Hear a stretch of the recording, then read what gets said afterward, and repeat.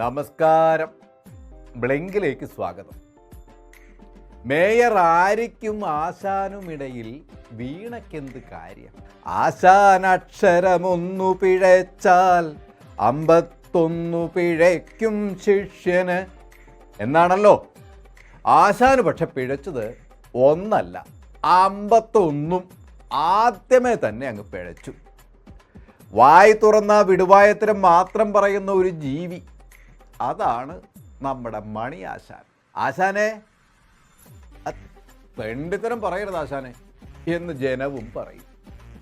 1 2 3 ഒന്നിനെ വെട്ടിക്കൊന്നു, ഒന്നിനെ കുത്തിക്കൊന്നു, ഒന്നിനെ അറത്തു കൊന്നു എന്നൊക്കെ മൈക്കിന് മുന്നിൽ നിന്ന് വീമ്പിളക്കി പുലിവാല് പിടിച്ച മണിയാശാന് 4 ആളെ കാണുമ്പോൾ പിന്നെ നാവിന് കടിഞ്ഞാൻ അങ്ങോട്ട് നഷ്ടാകും.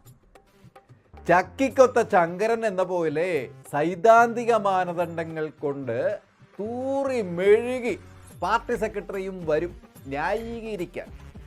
ആശാൻ വായിക്ക് തോന്നുന്നത് കോതയ്ക്ക് പാട്ടാക്കി നാടനായി പാടുമെങ്കിൽ നമ്മളെ കോയിന്നമ്മാശ് വാ തുറന്ന പഴയ കാസറ്റ് കെട്ടുപിടഞ്ഞ മാതിരി പോലെയാണ്. മാഷക്കും പറയുന്നത് മനസ്സിലാവില്ല, കേൾക്കുന്നവർക്കും ഒന്നും മനസ്സിലാവില്ല. അതായത് ഈ വിഘടനവാദികളും പ്രതിക്രിയാവാദികളും പ്രഥമ ദൃഷ്ടിയാൽ അകൽച്ചയിലാണെങ്കിലും അവർക്കിടയിൽ ഒരു അന്തർധാര സജീവമായിരുന്നു എന്ന് വേണം കരുതാൻ. അതാണ് തോൽവിക്ക് കാരണം അത്രേ. മണിയാശാൻ ഇതിനെ നാടൻ അടിച്ചിട്ട് നല്ല നാടൻ ശൈലിയിൽ തട്ടി എങ്കിൽ കോയിന്നമ്മാഷ് അതിനെ സൈദ്ധാന്തിക നിലവാരത്തിൽ പറഞ്ഞു എന്ന് മാത്രം. ഈ ജനങ്ങളുടെ ഒരു കാര്യം അല്ല ആശാനെ, പെൻഷൻ വാങ്ങി തിന്നിട്ട് തേച്ചത് നമ്മളെങ്ങനെ സഹിക്കും? കാരണം ഈ പെൻഷൻ കാശ് മണിയാശാൻ്റെ തറവാട്ടിലെ മടിശീലയിൽ നിന്ന് എടുത്ത് കൊടുക്കുന്നതാണല്ലോ. ആശാന് തീറ്റക്കുത്തിളകുമ്പോൾ ഇങ്ങനെയുള്ള നിർദോഷമായ ഫലിതങ്ങൾ പുറത്തു വരും, പ്രത്യേകിച്ച് അങ്ങയുടെ നാവിൽ നിന്നും. പക്ഷേ അതിങ്ങനെ സ്ഥിരം തിരിഞ്ഞു കൊത്തുന്ന അവസ്ഥയിലായത് ആശാന്റെ നന്ദികേടും പിറപ്പുകേടും കൊണ്ടാണ് എന്നത് മറക്കണ്ട കേട്ടോ.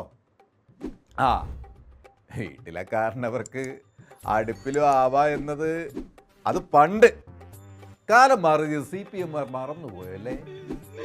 ഒരു മിനിറ്റ് എന്തോ ഒരു കരച്ചിൽ കേൾക്കുന്നു.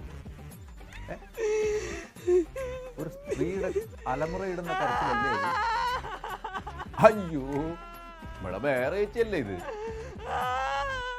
അറിയില്ലേ, തിരുവനന്തപുരം മേറേച്ചി. പാവം എന്തൊക്കെയായിരുന്നു.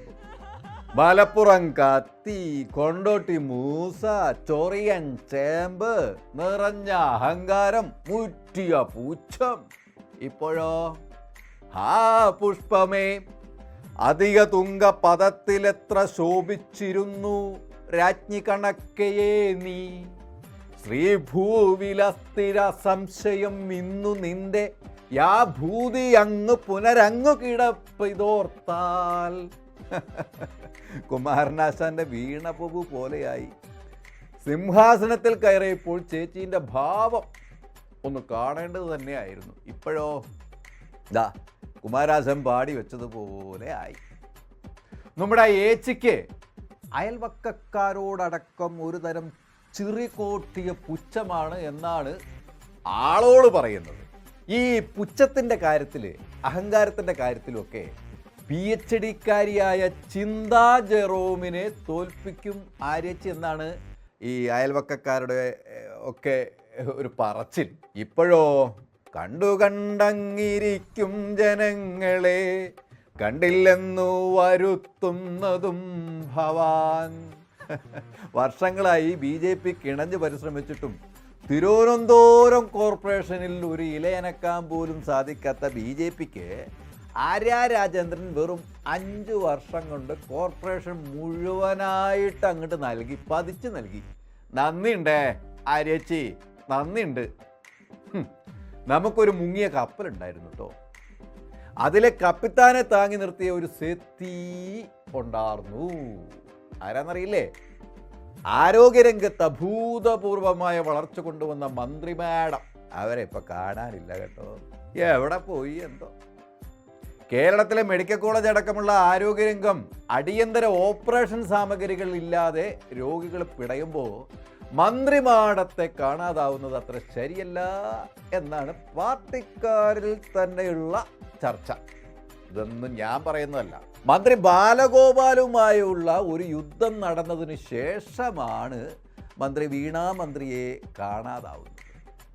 ആരോഗ്യരംഗത്ത് 180 തസ്തികകൾ വേണമെന്ന് ആരോഗ്യമന്ത്രി വീണ ജോർജിൻ്റെ ആവശ്യം നമ്മുടെ ധനമന്ത്രി പഞ്ഞം പറയുന്ന ധനമന്ത്രി KN ബാലഗോപാൽ അതങ്ങോട്ട് വെട്ടി 30 ആക്കുകയും അതിൻ്റെ പേരിൽ ഇരുവരും തമ്മിൽ വാക്കുപോര് മൂർച്ഛിക്കുകയും അവസാനം കപ്പിത്താൻ ഇടപെട്ട് അത് തീർപ്പ് കൽപ്പിക്കുകയുമായിരുന്നു എന്നാണ് കേൾക്കുന്നത്.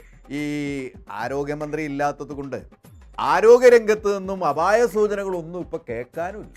അല്ലെങ്കിൽ മാടത്തിൻ്റെ നിഴല് വീണാൽ മതി, ബിൽഡിങ് തകരും, തീ പിടിക്കും, ചികിത്സാ പിഴവ് മൂലം മരണം സംഭവിക്കും. എന്തൊക്കെ ദുരന്തങ്ങളായിരുന്നു.